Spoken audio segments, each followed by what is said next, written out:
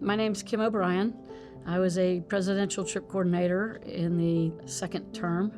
I was there for a little over 3 years. I moved to Washington in September 1984, began to work on the inaugural committee, started out at U.S. Agency for International Development. I was there for about 1.5 years when I found out about the presidential trip coordinator position in the Presidential Advance Office. So I was one of the 4 trip coordinators at the time that planned the presidential schedules. We actually wrote a document that was the entire trip document, kind of line by line schedule. One of the perks of the job was we would get to fly on Air Force One, and if the opportunity arose, we got to fly on Marine One, the presidential helicopter.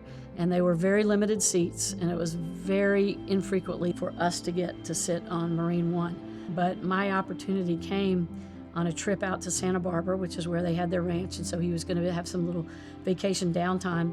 So I flew on Air Force One out to Point Mugu Air Force Base. I knew that morning that I'd be on the Marine One helicopter because Mrs. Reagan was not on that trip.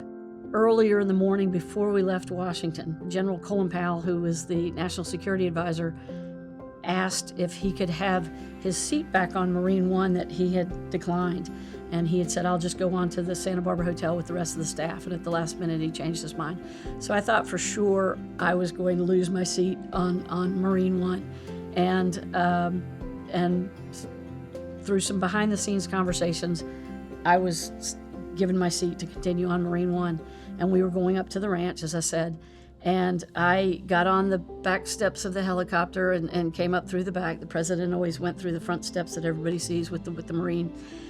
And I stepped up and I kind of looked at the back of the plane looking for my seat card, and somebody said, keep going. And I kind of kept walking towards the front of the helicopter, and I thought, oh my God, I'm not supposed to be on here. General Powell's seat is on here, and I made a mistake, and I was told I was supposed to be on here, but I'm probably not. And as I continued to walk to the front of the plane, my seat card was in Mrs. Reagan's seat. And that was my seat for the flight up to the ranch.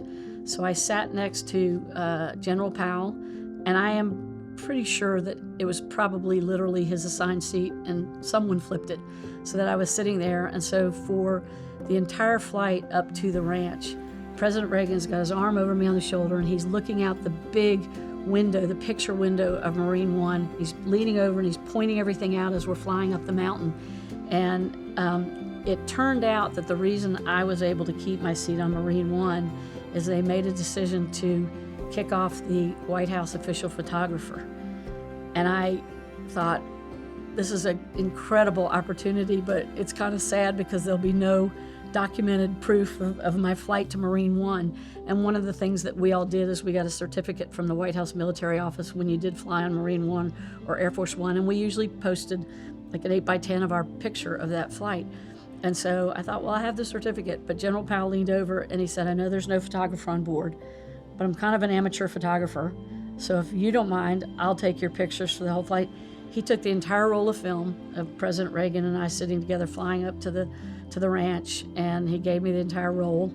And then to top it off, Bo Derek, who was a big actress in the 80s, the movie 10, she and John Derek owned the ranch that they sort of abutted up against the property. And John Barletta, they would always try and have some sort of greeter to meet the president when he arrived, especially if Mrs. Reagan wasn't on board. And it was just an incredible day that it was almost like I was one of his kids, and he's just pointing all these things out the window. And it was just an incredible moment that I literally will never forget. And I've got a picture of it. The man that I saw really every day behind the scenes at work, who I saw in front of the camera, was the exact same person. He was incredibly personable. He had incredible grace and humility. We had 20-hour workdays, 22-hour workdays sometimes, and it just sort of all seemed to melt away because you wanted to do the most perfect work that you could do for this person. It was literally just a joy to come to work every day. It was the best job I've ever had.